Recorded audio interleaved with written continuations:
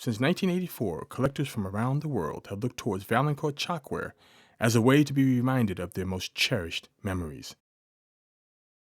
Looking at the subtle brushstrokes, it is easy to tell that these hand-painted pieces represent more than a symbol of joy. The story behind how they exist today is a testament to fine art and time-honored traditions. Coming from opposite backgrounds, Gary and Judy Vaillancourt may seem like an unlikely pair when it comes to starting a Christmas collectible company. But their combination of talents is a business dream. Judy with the creative background being a classically trained artist, and Gary having the business management background from his time at numerous high-tech companies.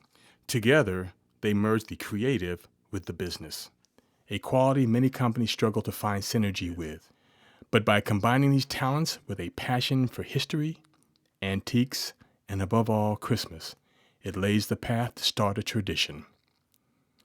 One Christmas in the early 1980s, Gary gave his wife, Judy, the gift of 3 antique chocolate molds. At a time before metal chocolate molds were mainstream, Judy took a liking to the intricate details within the molded metals, and one winter, while home with a broken leg, Judy decided that the art trapped within these molds needed to be released before it was lost forever. For the years to come, these vintage molds would act as inspiration for what has become known as contemporary chalkware. Judy's first attempt to create a way to share the mold's detail was with beeswax. Pouring warm liquid wax into the molds and letting it set in the refrigerator would prove problematic. Their child Luke quickly discovered the mess it would make by carelessly opening and closing the refrigerator. Even when this method was successful, however, Judy was not satisfied with how they translated into unemotional shapes. But she knew she was on the right path and could use her skills as an artist to further bring these details to life. Judy, having read an article from the Smithsonian decades earlier, decided to turn to a historic medium called chalkware.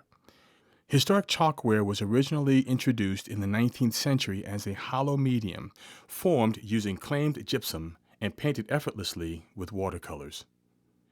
This chalkware was sparse of detail, often painted by children, and when made for consumers, sold by street vendors and at carnivals.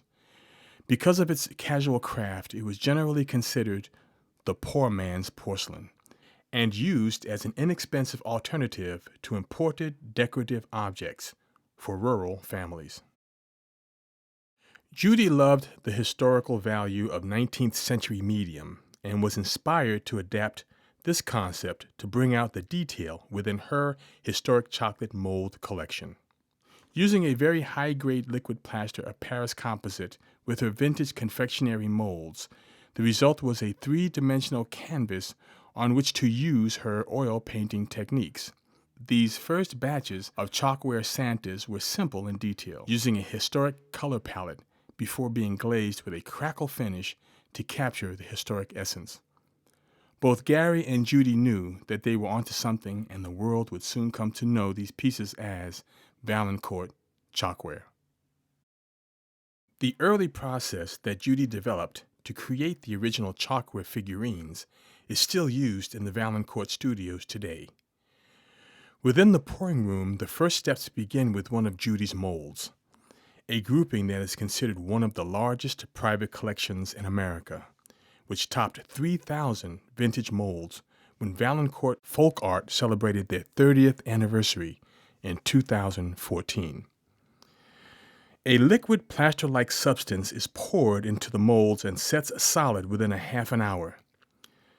The blanks are extracted from the molds where air holes are patched, seams are scraped, and bumps are smoothed. The completed piece is then moved to a heating room that is at a 0% humidity and 90 Fahrenheit. The pieces are dried and the moisture removed over the course of several days. The artists will then take the dry blank and use Judy's original design as a reference and a color recipe card as reference. This ensures that colors and ratios are accurately mixed to best match their pieces to Judy's original. Because the artists use oil paints, it is common to see several styles being painted simultaneously, first starting with the base coats and solid colors before slowly building more intricate layers, allowing time between each step for the paint to air dry. Once the pieces have been painted, taking anywhere from 1 to 3 weeks, they then move through a finishing process that includes a painted varnish to preserve the colors and an aged patina to mute the vibrant colors to make the pieces look antique. Once the aging agent has dried, they receive a final coat of varnish to protect the piece, and the bottoms are painted so that they can be signed, dated, and numbered. When Judy first decided to sell her chalkware in 1984, she did so by bringing it to folk art craft fairs. She and Gary would set up booths where they displayed their handmade folk art, woodwork, and furniture in addition to the newly created Chalkware Santas and rabbits. They immediately sold out and eager customers began to place orders. Gary, seeing this potential at the forefront of the Americana movement, was quick to act on a business opportunity. Gary took a risk and quit his job in high tech and sat down with Judy to start a business. The first year, Gary and Judy recruited family, hired friends, and set up production in their home. The kitchen was used as the pouring room. The dining room was used as the first painting studio, and a spare bedroom was used for shipping. A true family business. Judy's mother and aunt were among the first painters. Judy's father was the first shipper.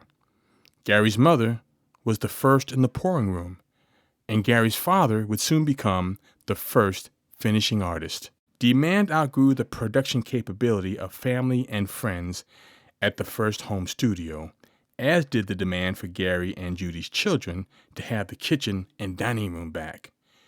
So within the year, Gary decided to completely redo their basement to allow for proper workspaces and expanded capabilities to hire additional employees. The pouring room, painting studio, finishing room, and sales office were created and staffed with nearly a dozen employees.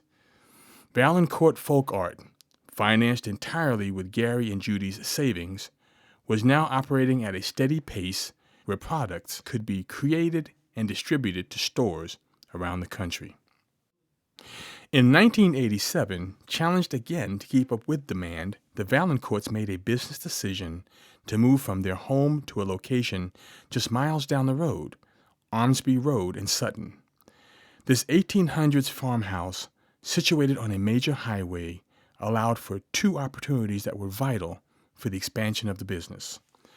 The first is a full retail gallery space that opened the doors to a retail business that would feature folk artists from around the country and utilize the retail rooms as a way to visualize the best ways to decorate and display Vaillancourt chalkware.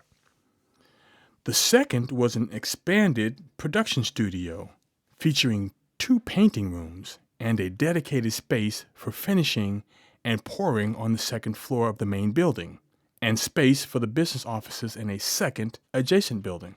Now a respectable and credible retail and wholesale business, the timing of the growth corresponded with external marketing momentum, including an unlikely friendship forged with soap opera star Emma Sims and TV personality Tom Bergeron. This PR boost helped to further grow the Vaillancourt brand and fueled the expansion into other product lines, including a licensing agreement with Possible Dreams in 1994, the creation of an English-made creamware line called Classical Christmas in 1995, and the start of a Christmas ornament line made from mouth-blown German glass, after being propositioned by the department store Nordstrom's in 1996. Today, production for the ornament line continues to operate with time-honored techniques in a small Polish factory that is able to produce details that match that of the American-made chalkware. The Vaillancourt business, like all small businesses, is susceptible to external economic circumstances. During the heydays of the late 1980s, there were hundreds of artists and small companies producing folk art by hand. This movement caught the eye of overseas manufacturers, and soon Chinese companies were mass-producing similar products at a fraction of the price. While many artists tried to compete with the price, they soon found that it wasn't worth the efforts. Judy, on the other hand, decided to take the battle to them, and instead of trying to decrease her prices, she increased her quality well beyond any competitor's ability. Because of this high-risk strategy, Vaillancourt Folk Art still exists today and is considered museum-quality fine art. In 2001, after the terrorist attack on the World Trade Center, another economic challenge faced businesses, large and small, and in the months after September 11th, many small retail businesses struggled to survive and ultimately were forced to close their doors. With 72% of Vaillancourt Folk Art's wholesale accounts going out of business, Gary was faced with a tough economic decision: how to become more efficient and grow the company's retail business. So in 2007, Vaillancourt Folk Art made one final move to a 10,000 square foot space in a 19th century mill in the town of Sutton's village of Manchog. By moving into the Dickensian-era mill, Vaillancourt Folk Art was able to take advantage of its sprawling space to efficiently utilize a retail gallery unrestricted by walls, a Christmas museum prominently displaying the evolution of the Vaillancourt lines, an artist studio that accommodates a streamlined workflow, and a theater to host events, lectures, workshops, and performances. The spaces within the historic mill create the Vaillancourt experience, an experience where a guest can see inspiring decorative themes while watching the artists work. In addition to production, the new location has offices where Gary and Judy's son Luke, having joined the company that same year, implements marketing strategies and develops the company's digital footprint, making Vaillancourt products available throughout the world through e-commerce. Today, the process is the same as it was when Judy first made her figures in her kitchen. Every item is hand-painted and the attention to detail the focus. The Vaillancourts believe that art is art, and the painstaking process that is required to create Vaillancourt chalkware is essential to their ultimate goal: to be part of your family's traditions. The Vaillancourts believe that creating a fine art collectible can evoke emotion, rekindle fond memories, and remind everyone of the joy of the Christmas season, regardless the time of year. In 1897, the New York Sun reported, "Yes, Virginia, there is a Santa Claus."